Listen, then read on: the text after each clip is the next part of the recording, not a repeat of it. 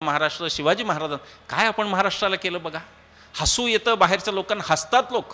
ते म्हणाले काय त्या महाराष्ट्राचे नेते, दिल्लीचे लोक हसतात आपल्याला. मारुती होते दिल्लीचे लोक आपल्याला बऱ्याच गोष्टींनी हसतात, पण ही एक गोष्ट त्यात आहे. ते म्हणतात की काय नेते तुमचे, काय प्रकारची राजकीय संस्कृती.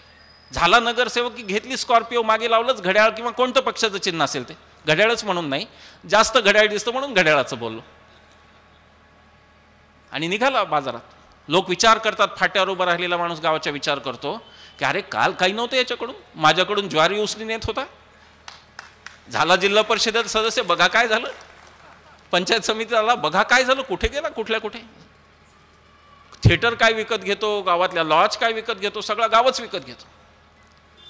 ह्या गोष्टीला जर तडा द्यायचा असला तर त्या सुधारणांकडे गेलं पाहिजे आणि विकेंद्रीकरणाकडे गेलं पाहिजे. सत्ता सर्व स्तरावर गेली पाहिजे, सत्ता लोकांच्याकडे गेली पाहिजे. आणि म्हणून नव्या पक्षाचं मी अभिनंदन करीन की त्यांनी SMS करून लोकांना विचारलं, सांगा आम्ही काय करू. योग्य निर्णय हा मारुती भापकर त्याला जबाबदार आहेत. ही प्रथा पहिल्यांदा मारुती भाऊंनी सुरू केली. मारुती भाऊ जेव्हा एकटे होते महापालिकेमध्ये, तेव्हा मारुती भाऊंनी लोकांना विचारलं की मी एकटा निवडून आलेला अपक्ष, बाकी सगळे अपक्ष गेलेत कुठल्या ना कुठल्या पक्षात. मारुती भाऊ म्हणाले लोकांना, तुम्ही मला सांगा मी काय करावं. लोकांनी सांगितलं सगळ्यांनी म्हणून अपक्ष राहा. ते करोडोचे धनी झाले असते, 10 स्कॉर्पिओ त्यांच्याकडे दिसल्या असत्या, पण त्यांनी तो त्याग केला. ती वाट त्यांनी दाखवली. त्यांचा पक्ष आज जे राबवतोय त्याचं श्रेय मला माहीत नाही किती लोकांना माहिती पण आहे तुमच्या पक्षातल्या, पण त्याचं श्रेय असलं असतं ते पिंपरी चिंचवडमधल्या मारुती भाऊ भापकरांचं आहे. विकेंद्रित लोकशाहीला एक अर्थ आहे. लोकांना विचारलं पाहिजे. आपली लोकशाही क्रमाने बदलत गेली. ती पहिल्यांदा लोकशाहीची लोकप्रतिनिधीशाही झाली आणि लोक म्हणायला लागले निवडून दिलं ना 5 वर्षांनी आता बघू, मध्ये काही बोलायचं नाही. संसदेबद्दल बोलला तर याद राखा आम्ही निवडून आलोय, हा गर्व झाला सुरू. ती पुढे अजून बदलली आणि ती पक्षप्रमुखशाही झाली. आज 20 पक्षांचे प्रमुख हा देश चालवतात. यासारखी दुसरी दुर्दैवी घटना लोकशाहीतली नाही. लोकशाही इतकी नियंत्रित हातांमध्ये, 20 हातांमध्ये आपल्या 120 करोड लोकांचं जर भवितव्य असलं तर ही आपली मागणी असली पाहिजे की विकेंद्रित लोकशाहीनं आमचे अधिकार आम्हाला द्या. माझ्या वॉर्डात कुठे पूल पाहिजे, माझ्या वॉर्डात कुठे रस्ता पाहिजे हे मी ठरवीन, लोकप्रतिनिधींनी ठरवू नये, आमच्या सल्ल्याने ठरवावं. भले त्यासाठी केजरीवालांच्यासारखे SMS आणा, काय यंत्रणा आणा, अनेक यंत्रणा उपलब्ध आहेत, पण लोकांच्यापर्यंत थेट निर्णयात लोकांचा सहभाग असला पाहिजे. नियोजनात लोकांचा सहभाग असला पाहिजे. आज शहरांच्या नियोजनात लोकांचा सहभाग किती आहे. पुण्याची जी काही आणली प्रादेशिक योजना, किती लोकांना विचारलं. कर्वे रोडच्या मध्यातून त्यांना पाहिजे मेट्रो, त्याचं कारण आजूबाजूच्या बिल्डरांना FSI देता येतो मग मोठा, आणि म्हणून ती नदीपात्रातून नको आहे, कारण नदीच्या पलीकडे कुठे बिल्डर आहेत. हे नियोजन कोणासाठी होतं आहे लक्षात घ्या. हे फक्त बिल्डर केंद्रीय नियोजन आहे. आणि ते म्हणाले की जो मार्ग जाणार आहे मेट्रोचा आम्ही 4 FSI देणार. कशासाठी, तर बाहेरच्या देशात देतात म्हणून. बाहेरच्या देशात लोकसंख्या विरळ असल्यामुळं ते म्हणतात की हा माणूस पुन्हा गाडीने येणार प्रवास करून, त्यापेक्षा याला रेल्वेच्या शेजारीच राहू द्या, आणि म्हणून ते इथे FSI देतात. विरळ लोकसंख्या इथे जिकडे पाहावं तिकडे लोकसंख्येशिवाय काही नाही, तिथे काय करायचं 4 FSI. कोणाच्या फायद्यासाठी चाललाय. कुठलाही सुविधा नसताना, रस्ते नसताना, पाणी नसताना, कशाची शाश्वती नसताना 4 FSI देऊन आपण कुठे जाणार. पण हे नियोजन जे चाललंय ते लोककेंद्रित नसून ते कंत्राटदार केंद्रीय आहे. सिंचन घोटाळा हा त्याचा उत्तम नमुना आहे. सिंचनाच्या घोटाळ्याबद्दल न बोललेलं बरोबर म्हणून मी आजकाल थांबवलं, पण किती ठिकाणी बोलायचं. कितीदा मी चॅनलवाल्यांना सांगतो सिंचन घोटाळा नमस्कार मी नाही येत, याचा अर्थ मी मॅनेज झालो असा समजू नका कृपा करून. मला त्याचा कंटाळा आलाय. किती तेच बोलायचं. आणि पाणी मिळवण्याचे त्यांचे उपायसुद्धा किती आघोरी आहेत बघा. तुम्ही तर बघितले ते धरणाचा उपयोग इतक्या आघोरी पद्धतीने कोणी दुसऱ्या राष्ट्रामध्ये केला नसेल जो त्यांनी सांगितला करायचा. घोटाळे होत आहेत, नियोजनामध्ये घोटाळे होत आहेत, आणि ते इतकं वाढत गेलं की आधी स्कीममध्ये भ्रष्टाचार होत असे योजनेमध्ये, आता भ्रष्टाचारासाठी स्कीम आणल्या जातात, इथपर्यंत त्याची मजल गेली. आणि त्यातून अशी धरणं उभी राहिली जी कधी पाणी देत नाहीत. सीना कोळेगावसारखं धरणे, आता विषय निघाला म्हणून थोडं बोलतो. सीना कोळेगावसारखं धरणे, याच्यामध्ये उजनीचं 5 TMC, मराठवाड्याचं हक्काचं 21 TMC पाणी या सीना कोळेगावमध्ये आणणार आहेत असं नियोजन आहे. 21 TMC पाणी ज्या धरणात आणायचं त्याची आजची क्षमता 5 TMCची. तिच्या क्षमतेत कुठली वाढ नाही, पण पुढचे 100 किलोमीटरपर्यंत शेतकऱ्याला एकही पैसा मोबदला न देता, कोणाची परवानगी नव्हता कॅनॉल तयार आहेत. हे राज्य असं राज्य झालं जिथं कॅनॉल आहेत त्याच्या मागे धरणं नाहीत, आणि धरणं आहेत तर तिथे नद्याच नाहीत, अशी धरणं झाली. हे सगळं आपल्या शांत बसण्यामुळे झालं. हे आपण प्रश्न न विचारण्यामुळे झालं. दिवाणखान्यात बसून चर्चा करण्याचे दिवस संपले. तुमच्या पुढच्या पिढ्या तुम्हाला माफ नाही करणार त्यासाठी. पुढच्या पिढ्या म्हणतील आमच्या मागच्या पिढ्या निकम्या निघाल्या, त्यांनी दिवाणखान्यात चर्चेशिवाय काही केलं नाही, चळवळी झाल्या तर ते रस्त्यावर आले नाही, त्यांनी योग्य लोकांना साथ दिली नाही, आणि म्हणून देशाची ही अवस्था झाली. हे तुमच्या माझ्याच पुढच्या पिढ्या आपल्याला म्हणणार आहेत, आणि आपण स्वर्ग किंवा नरकात जिथे कुठे असेल तिथून आपल्याला ते ऐकावं लागणार आहे. आणि त्यांनी जर पुन्हा आपल्याला ते बोलवलं, काय घालतात कोणता महिना भाद्रपदाचा, ते जर पित्र घालायला बोलवलं तर पित्र घालता नाही ते शिव्याच देणार आहेत आपल्याला, हे लक्षात ठेवा. मनातून ते शिव्या देणार आहेत. वरकरणी ते जीव घालतील पित्रांना, मनातून म्हणतील काय केलं यांनी आमच्यासाठी. ते जर टाळायचं असलं तर सावध झालं पाहिजे असं मला वाटतं. आणि विकेंद्रित लोकशाहीचा अधिकार आपण मिळवला पाहिजे, आपण आपल्या मागणीच्या जोरावर तो अधिकार मिळवला पाहिजे असं मला वाटतं. पुढची मागणी आपली शाश्वत विकासाची असली पाहिजे. जो काही विकास तथाकथित होतो आहे त्याचे बळी कोण आहेत? जे काही सांगितलं जातं की धरण बांधलं, त्याच्या विस्थापितांचं काय झालं? मारुती भाऊ आणि आम्ही NAPMमध्ये एकत्र काम करतो. सापळीसारखं धरण, त्याचं मी उदाहरण देईन. इसापूरचं धरण त्याच्या डोक्यावर झालं 35 TMCचं, हे हिंगोली जिल्ह्यातलं मी बोलतो आहे. 35 TMCचं धरण इसापूरचं झालं, त्याला झालेला 40 वर्ष झाली. त्यातल्या एकाही माणसाला पुरेसा मोबदला मिळालेला नाही. पाटील देशमुखांचे वाडे बुडवले धरणासाठी, आणि तिथं त्यांचीच मुलं आता कोणी रिक्षा चालवतो, कोणी चणे फुटाणे विकतो, रेल्वेत कोणीतरी करतो. हे याची कोणाला चीड येत नाही, ह्याचा कोणाला संताप येत नाही की आमच्या हक्काचं तुम्ही पाण्यात बुडवलं आणि आमची अशा प्रकारची तुम्ही विल्हेवाट लावली. याच्यावर कोणी बोलत नाही. जातीपातीचे संघर्ष चालू आहेत, पण आपल्या जातीला नेमकं कुठं गंडवलं जातं हे आम्हाला कळतच नाही, आणि आपण तिसरीचकडे भांडतो. 200-200 एकर जमिनी पाण्याखाली गेल्या असतील तर आता त्या आरक्षणाचा तरी काय फायदा, हा आपण प्रश्न विचारला पाहिजे. की काय नुकसान झालं हे बघा समाजाचं, कोणत्याही समाजाचं. मी कोणत्या विशिष्ट समाजाबद्दल बोलत नाही, माझा जातीपातीवर विश्वास नाही, माझा धर्मवादावर विश्वास नाही, मी फक्त माणसांचं बोलतो. जगाला पुढे नेईल तर तो फक्त एकटा मानवतावादच नेईल, याच्याबद्दल माझ्या मनात शंका नाही. मुद्दा असा आहे की समाजाचं काय नुकसान होतं याकडे तरी डोळे उघडून बघा.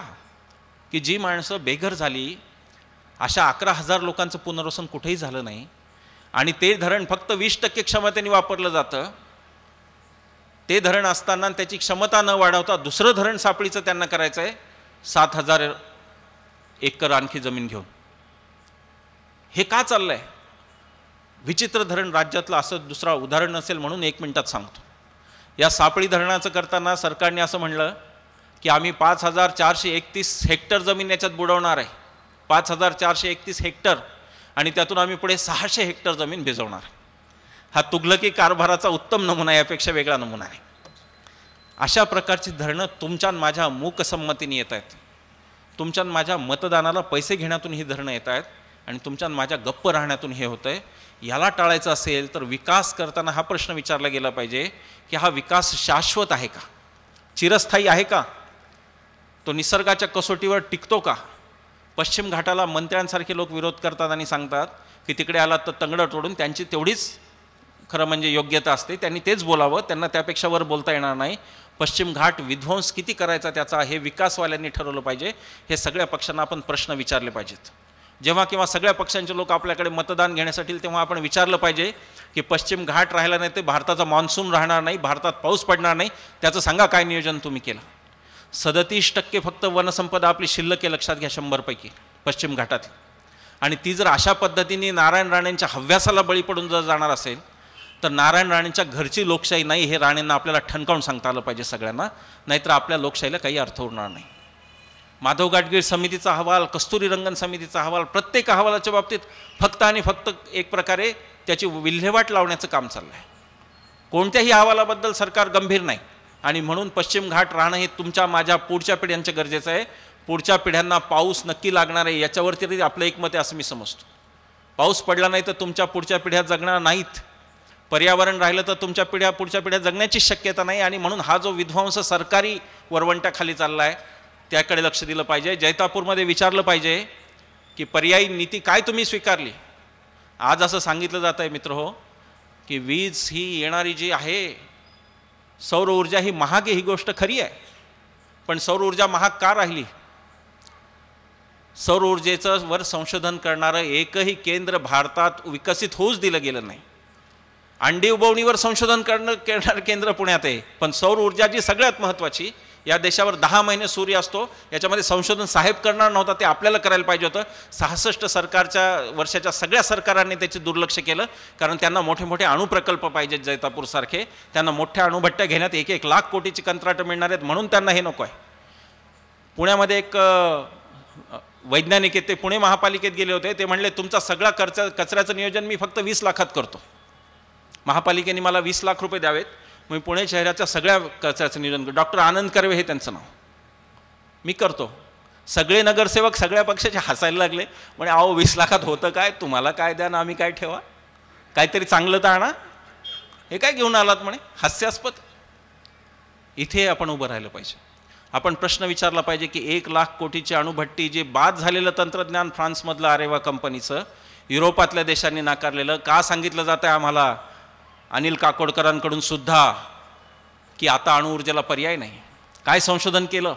संशोधनाने तंत्रज्ञान स्वस्त होतं. याचं उत्तम उदाहरण आज तुमच्या खिशातला मोबाईल आहे.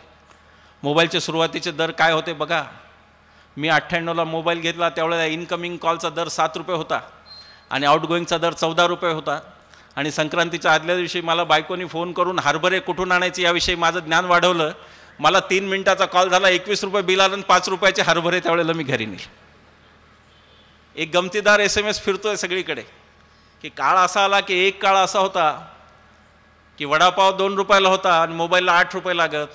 आज वडापाव 8 रुपयाला झाला आणि मोबाईल 2 रुपयात मिळतो, म्हणजे कॉल 2 रुपयात होतो. तंत्रज्ञान हे स्वस्त होत जातं. कलर TV आपल्या घरातला बघा, त्याच्या काय किमती होत्या आधीच्या तुलना करा. तंत्रज्ञान हे स्वस्त होत जातं संशोधनाने. संशोधनावर पैसा लावला तर तंत्रज्ञान स्वस्त होतं आणि त्याचा फायदा लोकांना होतो. या देशातली एकही संशोधन संस्था सौर ऊर्जेवर संशोधन करत नाही. आमच्या संशोधन संस्था भाकड झालेल्या आहेत आणि त्यांना कचऱ्याच्या कुंडीत टाकायची वेळ आलेली आहे. तिथं काहीही संशोधन होत नाही. संशोधन संस्थांमध्ये सुद्धा राजकारणच होतं आणि त्याही संशोधन संस्थांना हिशेब विचारला पाहिजे की NCLनी काय केलं, नॅशनल फिजिकल लॅबोरेटरीनी काय केलं, आम्ही देशाचे करोडो रुपये त्यात घातले, सांगा तुमचं काय संशोधन झालं, हे त्यांना विचारण्याची गरज आहे. सगळ्या विद्यापीठांना विचारण्याची गरज आहे. विद्यापीठांची फक्त नावं बदलत जाण्यापेक्षा, महापुरुषांच्या नावाने पुन्हा बदनामी करण्यापेक्षा विद्यापीठांना विचारलं पाहिजे की संशोधन किती झालं. राजकारणाचं क्षेत्र भ्रष्टाचाराचं आहे, प्रशासनाचं आहे, एवढंच नाही, आपलं प्रत्येक क्षेत्र भ्रष्टाचाराने वेढलं. आमची विद्यापीठंसुद्धा भ्रष्ट मार्गाने जात आहेत. तिथं फक्त अस्मितांचं, जातीय अस्मितांचं राजकारण होतं आणि संशोधन शून्य होतं. त्याच्यावर सुद्धा आपल्याला नागरिक म्हणून प्रश्न विचारला पाहिजे, तो आपला हक्क आहे. पण हे होताना दिसत नाही. आणि मग आपल्यावर प्रकल्प थोपवले जातात, सांगितलं जातं हाच खरा विकास आहे. महाराष्ट्रातली सगळी धरणं आज फक्त शहरांना पाणी पुरवठा करतात. ती शेतीच्या नावाने कधीतरी बांधलेली आहेत, परंतु शेतीला पाणी नाही. एवढी मोठी धरणं असून ती फक्त शहरांच्या पिण्याच्या पाण्यासाठी बांधली, पाणी वाळवायला आपण ठेवलं आहे. त्यापेक्षा आपण जर भूजलाकडे जास्त वळलो असतो. राजेंद्र सिंहांनी जे केलं राजस्थानमध्ये, राजस्थानपर्यंत जायची अजिबात गरज नाही.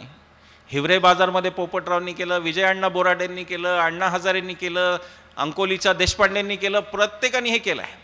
हे काम सगळीकडे झालं आहे. खानापूरकरांचा एक पॅटर्न आहे. पण आपल्याला त्याकडे पाहायला वेळ नाही. त्याहीपेक्षा आपल्या राजकारण्यांना त्याच्याकडे जायचंच नाही. कारण प्रकल्प जर छोटे झाले तर त्यातून पैसे मिळत नाहीत. एक अहवाल असं सांगतो की आपली एकूण गरज ही 1,05,000 मेगावॅटची आहे. पुन्हा थोडा हा तज्ज्ञांचा आकडा आहे, त्यामुळे त्याला जरा साशंकतेनेच पाहिलं पाहिजे. आपल्याकडे तज्ज्ञांच्या आकड्याचं कधी काय होईल काय सांगता येत नाही. एक फक्त विनोद सांगतो, काही लोक झोपायला आले असतील तर जरा बरं पडेल म्हणून. तज्ज्ञ म्हणजे कसे असतात ते आपल्या देशातले त्याचं एक उदाहरण. मारुती भाऊंना कळलं काय मी सांगणार. एका रेल्वेमध्ये 2 तज्ज्ञ टाय लावून बसलेले आणि त्यांच्यासमोर एक शेतकरी बसला होता आणि बाहेर एक झाड दिसलं. चर्चा सुरू झाली. एक तज्ज्ञ म्हणले की या झाडाला 7 वर्षांनी आंबे येणार आहेत. दुसरे म्हणले नाही नाही, फक्त 5 वर्षात येणार आहेत. मग त्यांचा वादविवाद सुरू झाला. कोणत्या शास्त्रज्ञांनी काय म्हणलं, कोणती थेरी काय सांगते, कोणत्या पुस्तकाचं काय मत आहे, सगळं सुरू झालं. 2 तास ही चर्चा चालली. शेतकरी आपला निमूटपणे ऐकत होता. शेतकऱ्याची उतरायची वेळ आली. तो म्हणलं साहेब तुम्ही दोघंही ॲग्रिकल्चरचे PhD आहात का? म्हणले तज्ज्ञ दिसता. ते म्हणले हो हो, तुम्ही कसं ओळखलं? नाही म्हणले, ज्या झाडाला आंबे कधी लागणार याची तुम्ही चर्चा करताय ते लिंबाचं झाड होतं म्हणून मी विचारलं. तेव्हा तज्ज्ञांच्या आकडेवाऱ्या फसव्या असू शकतात. पण जरी 1,05,000 मेगावॅटची गरज आपण जरी घेतली लक्षात, तरी 1,05,000 मेगावॅटची जी क्षमता आहे ती आपली 3च राज्य आपल्याला देऊ शकतात. उत्तरांचल, हिमाचल आणि अरुणाचल प्रदेश. इथे जर छोटे छोटे जलविद्युत प्रकल्प आपण बसवले तर सगळ्या देशाच्या विजेची गरज तिथे पूर्ण होते. पण हे प्रकल्प राज्यकर्त्यांना परवडत नाहीत, कारण त्याच्यामध्ये पैसे नाही, टेंडर नाही. आम्हाला टेंडरशिवाय काही दिसतच नाही. टेंडर नसलं की विकास कुठला असं आम्हाला वाटतं. कधी कधी तर स्कीम पूर्ण म्हणजे टेंडरची रक्कम सगळी संपून जाते, स्कीम अजून सुरू पण झालेली नसते. तेव्हा टेंडरमय विकास, या विकासाला प्रश्नचिन्ह लावलं पाहिजे. आपण विचारलं पाहिजे की हा कोणासाठी चालला आहे, याच्या अंततः लाभार्थी कोण आणि आमचं स्थान काय आणि आम्हाला यातून काय मिळणार ते आपण विचारलं पाहिजे. आज जी राजकीय व्यवस्था तुम्हाला देते ती अक्षरशः भिकेत देते, हे लक्षात घ्या. ते खातात त्याच्या फक्त 5 ते 10% तुमच्यापर्यंत येतं. आपण म्हणतो काय विकास झाला, रस्ता आणि पूल झाले की आपण म्हणतो विकास झाला. अरे हे तर 47 साली स्वातंत्र्य मिळालं, 50 सालीच हे व्हायला पाहिजे होतं. एवढी प्रगती तर तेव्हाच करायला पाहिजे. 66 वर्ष रस्त्यासाठी तडपवता, 66 वर्ष पिण्याच्या पाण्यासाठी तडपवता, 66 वर्ष विजेसाठी तडपवता. हा कोणता विकास? येणे जबाबदार कोण हे पाहिलं पाहिजे आणि त्या लोकांना नाकारलं पाहिजे. अनिल काकोडकरांना स्पष्टपणे सांगितलं पाहिजे की तुम्ही स्वतः जैतापूरला राहा शेजारी घर बांधून आणि मग आम्हाला तत्त्वज्ञान शिकवा. नरिमन पॉईंटला करा जैतापूरचा प्रकल्प, मग बोला कोकणातल्या लोकांना की कसा पॉईंट हो. आयजीच्या जीवावर बायजी उदार हे धोरण चाललं आहे. एकट्या सिंधुदुर्ग जिल्ह्या रत्नागिरी जिल्ह्यावर 21 प्रकल्प का लादले जातात आणि त्या विजेचा बट्ट्याबोळ का होतो? परळीसारखं गाव आमच्या मराठवाड्यातलं, तिथं वीज उत्पन्न होते, ती येते कुठे? ते पुण्या मुंबईत. आणि ते म्हणतात क्रयशक्ती जास्त आहे म्हणून परळीत मात्र अंधार आहे. प्रदूषण परळीनी सहन करायचं, वीज आपल्या पुण्या मुंबईला मिळणार, आपली पैसे देण्याची ताकद जास्त आहे. पण कोळशाचा हिशेब कुठंच नाही. कोळशाचा घोटाळा, त्या खाणी, वीज लागणारी वीज, देशाची ऊर्जा सुरक्षाचा विचार नाही. आत्ता ज्या खाणी वाटप कोळशाचं झालेलं आहे ते जर तशाला तसं चालू राहिलं तर 10 वर्षानंतर भारतात कोळशापासून वीज निर्मिती होऊच शकत नाही. कारण कपडे बनवणाऱ्या कंपन्यांना सुद्धा कोळशाची कंत्राटं दिलीत. हा देश विकून टाकला आहे पूर्णतः. या देशाला ध्वस्त केलेलं आहे आणि प्रत्येक गोष्ट, नैसर्गिक संपदा, जल, जमीन, जंगल काही असो ते प्रत्येकाच्या घशात घातले. जंगलाची तर अवस्था इतकी वाईट आहे की डॉक्टर माधव गाडगीळ आणि आम्ही काही लोकांना घेऊन गेलो होतो भीमाशंकरच्या जंगलात. तिथे शेकरू, आपल्याला माहिती आहे सगळ्यांना आहे, भीमाशंकरचं जंगल एनरकॉन नावाच्या कंपनीच्या खाजगी मालकीचं झाल्यासारखं. डॉक्टर गाडगीळ हे केंद्र सरकारचे प्रतिनिधी असून त्यांनाच ते जंगलात जायला मज्जाव केला होता आणि ते म्हणाले नाही जाताना एवढं खाजगीकरण आपण का लादून घेतोय. आपण जर असेच राहिलो तर 20 उद्योगपतींच्या हातात हा देश असेल आणि 20 पक्षांचे प्रमुख यांचं त्यांच्याशी फक्त नातं असेल आणि 40 लोक मिळून तुमच्या माझ्या पुढच्या अनेक पिढ्या बर्बाद करणार आहेत. हे आपण लक्षात घेण्याची वेळ आली. म्हणून त्या विकासाला प्रश्नचिन्ह लावण्याची वेळ आली की विकास कसा, कोणता. 10 मिनटं फक्त अजून घेतो, जास्त घेत नाही. हे सगळं झाल्यानंतर आपल्याला बोललं पाहिजे राजकीय सुधारणा, निवडणूक सुधारणा, प्रशासकीय सुधारणांचं. प्रशासनामध्ये फार मोठ्या सुधारणांची गरज आहे. चंद्रपूरचा माणूस 18 तास खर्च करून येतो आणि मुंबईला त्याला सांगितलं जातं की मंत्रालयातली वेळ संपली, आता तू उद्या ये. हे कोणत्या प्रकारचं प्रशासन आहे? जर ते आमचे शासकीय नोकर आहेत तर आम्ही त्यांना मालकाप्रमाणे का नाही वागवतो हा प्रश्न आहे. उद्या जर तुमच्या घरी काम करणाऱ्या बाईंनी सांगितलं की ओ बाई मला जे काय सांगायचं ते उद्या दुपारी 1 ते 2 या वेळात सांगायचं, मला बोलायचं नाही बाकी, तर तुम्ही तिला कामावरून काढून टाकणार. पण तुम्ही ह्या अधिकाऱ्यांना नाही काढून शकणार. तुम्ही त्यांच्या दारात लाचार होऊन, दिनवाणे होऊन उभे राहणार. हा देश एकच असा देश आहे जिथे सामान्य माणूस सरकारी कार्यालयात जायला सुद्धा घाबरतो, कारण त्याला तिथे नोकरांकडून कसा प्रतिसाद मिळेल याची माहिती नसते. या मोठ्या प्रशासकीय सुधारणा हातात घ्याव्या लागतील. वेळ पडली तर यांच्या लाल दिव्यांच्या गाड्याची जर यांना मस्ती असेल तर त्या लाल दिव्याच्या गाड्या काढून घ्याव्या लागतील. केजरीवालांनी ते सुरू केलं आहे, ते महाराष्ट्रात पण सुरू व्हायला पाहिजे. IAS असले तरी तुम्ही आमचे नोकर आहात, IPS असले तरी तुम्ही आमचे नोकर आहात. आमच्या करावरती तुमचा पगार होतो तोपर्यंत तुम्ही आमचे नोकर आहात. आणि म्हणून नोकराला जर ठेवण्याचा असतो तर मालकाला नोकराला काढायचा पण अधिकार असतो, हे यांना ठणकावून सांगायला पाहिजे.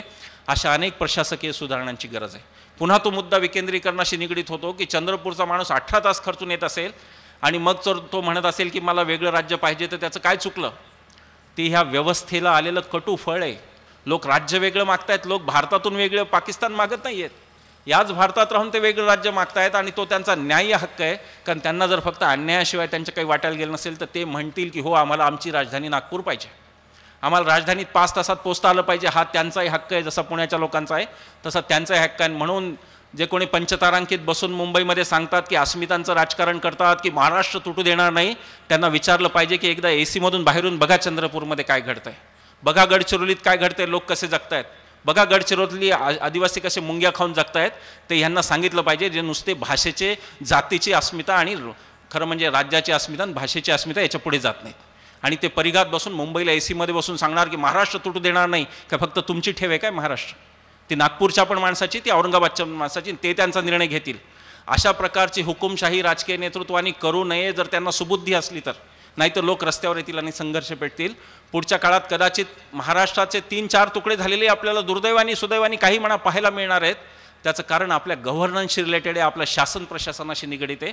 आणि ते जे काही फेल्युअर, ती जी काही उदासीनता, तो जो काही पराभव आपल्या त्या पातळीवर झाला, त्यामुळं लोक उद्या राज्य वेगळं मागतील आणि ते वेगळं राज्य देणार नाही हे म्हणण्याचा उद्धव ठाकरे आणि राज ठाकरे यांना काहीही अधिकार नाही. त्यांनी मुंबईत एसीत बसून त्यांचं जे काही करायचं ते करावं. विदर्भाचे निर्णय विदर्भाला घेऊ द्यावेत, मराठवाड्याचे निर्णय मराठवाडा घेईल.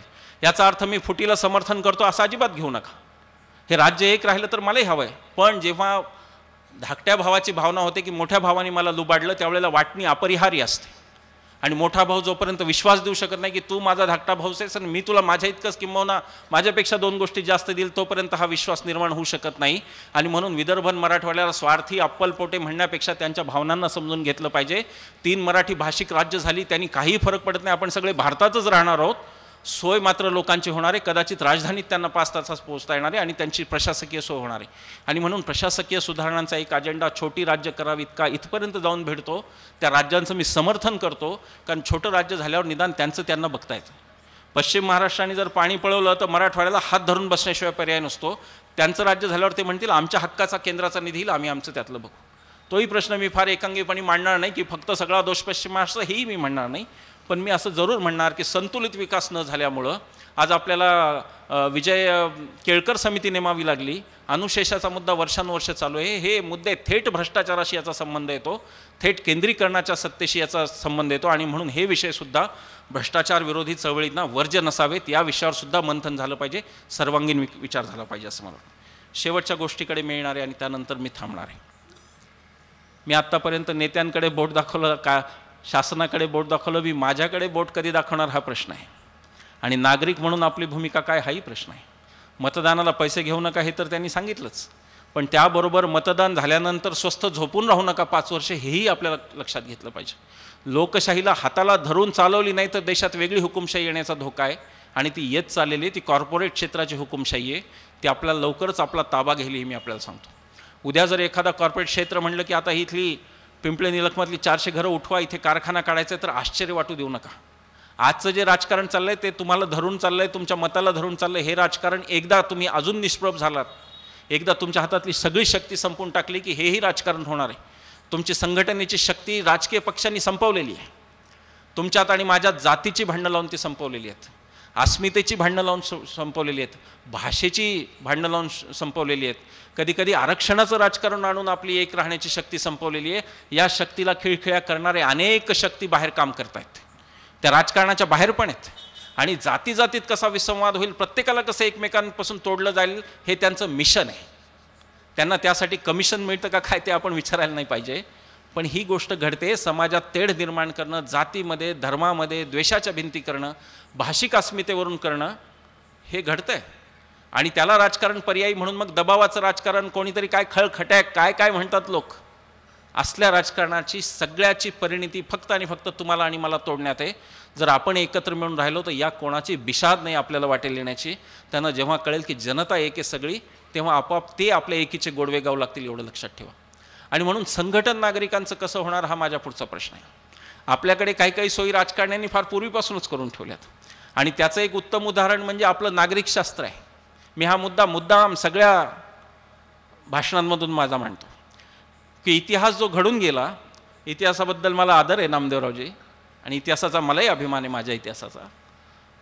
पण इतिहास जो घडून गेला तो पुतळ्यांवरून मारामाऱ्या करण्यासाठी 40 मार्कांचा ठेवलेला आहे आणि उद्याचं नागरिकशास्त्र मात्र 20 मार्कांचं ठेवलेलं आहे. 47 साली देश स्वतंत्र झाला त्यावेळेला इतिहासापेक्षा देशाला नागरिकशास्त्राची गरज अधिक होती.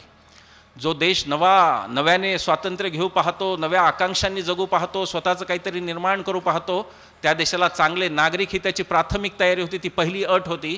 पण चांगले नागरिक घडणारच नाही त्याची दक्षता आपल्या शिक्षण व्यवस्थेने घेतली. आणि काय शिकवतात, मी अनेक ठिकाणी मुद्दाम हे उदाहरण सांगतो. नागरिकशास्त्रात काय शिकवतात मुलांना, राष्ट्रपती होण्यासाठी तो भारताचा नागरिक असावा, तो वयाने 35 वर्षाचा असावा. किती जण राष्ट्रपती होणार आहे त्यातले? आणि मग कंसातलं का शिकवत नाही की तो सोनिया गांधींच्या मर्जीतला असावा म्हणून? ते मात्र शिकवलं जात नाही. कंस एक तर सगळे सोडून शिकवलं पाहिजे, नाही तर धरून शिकवलं पाहिजे. पण नागरिकशास्त्र तसं शिकवलं जात नाही. आणि पर्यायाने आज चांगल्या नागरिकाची व्याख्या ही फक्त रस्त्यात थुंकला नाही की चांगला नागरिक, ट्रॅफिकमध्ये शिस्तीत गेला की चांगला नागरिक एवढ्यावरच मर्यादित झाली. देशाच्या तिजोरीवर करोडोंचा डल्ला मारताना स्वस्थ बसणारा नागरिक हा चांगला नागरिक कधी असू शकत नाही. भले तो सार्वजनिक ठिकाणी थुंकत नसेल, भले तो चांगली गाडी चालवत असेल, भले तो नियमांचं पालन करत असेल, त्याची नागरिक म्हणून जर जबाबदारी त्याच्या अंगावर दिली नाही तर तो कधीही चांगला नागरिक होऊ शकत नाही. हे आपण लक्षात ठेवलं पाहिजे. आपल्या समाजात 3 प्रकारचे वर्ग आहेत. श्रीमंत आणि उच्च मध्यमवर्गीय यांना भ्रष्टाचार पाहिजे, ते त्यांच्यासाठी वंगण आहे. आपण ती जाहिरात पाहतो, कोणीतरी गाडीतून हात काढून पोलिसला म्हणतो ये रखले 500 रुपये. त्यांना भ्रष्टाचार पाहिजे, त्यात त्यांची सोय जगायची. मध्यमवर्गाला भ्रष्टाचाराच्या बाबतीत बोलणंच अशक्य झालं. त्याचं कारण तो स्वतःच पिचलेला आहे. माझा मुलगा कुठे जाईल, नोकरी मिळेल का नाही त्याची शाश्वती नाही, मिळाली तर रोजगार टिकेल का नाही त्याची शाश्वती नाही, टिकला तर मुलगा चांगला निघेल का नाही याची शाश्वती नाही. आणि हे सगळं झाल्यावर पुन्हा बाकी असुरक्षितता आहेच. त्यामुळे त्याला असुरक्षिततेने घेरलं. तिसरा जो वर्ग गरिबांचा, त्यांना आपण म्हणू शकत नाही लढ्यात या. आमच्या सगळ्या जनआंदोलनांच्या मध्ये हा प्रश्न येतोय आता की कसं काय म्हणायचं आदिवासीला की तू दिवसभर ये माझ्या लढ्यात. लवासाच्या आदिवासीला आपण म्हणू शकत नाही, कारण तो जर मजुरी केली नाही तर जगणारच नाही. अशा प्रकारच्यानी आपला समाज असा झाला आहे की आंदोलनांची, संघटनेची आपली शक्ती अशा प्रकारे संपून गेली. आणि एक मोठा डिस्कनेक्ट आलेला आहे, मोठा दुरावा आलेला आहे. मी नेहमी उदाहरण देतो, पुन्हा तेच वाटेल असं कित्येकांना इथे बसलेल्यांना, पण मी हा मुद्दा लावूनच धरायचं ठरवलं आहे. मी 3 वर्षापासून मुख्यमंत्र्यांचा पाठपुरावा करतोय की नागरिकशास्त्र 100 मार्कांचं असलं पाहिजे. त्याच्यामध्ये माहितीचा अधिकार 8वीतच आला पाहिजे. नागरिकांना कळलं पाहिजे शासकीय कार्यालयातले आपले हक्क काय आहेत आणि कर्तव्यसुद्धा काय आहेत. नुसतीच हक्क कळून उपयोग नाही, हे आलं पाहिजे. पण असं होताना दिसत नाही.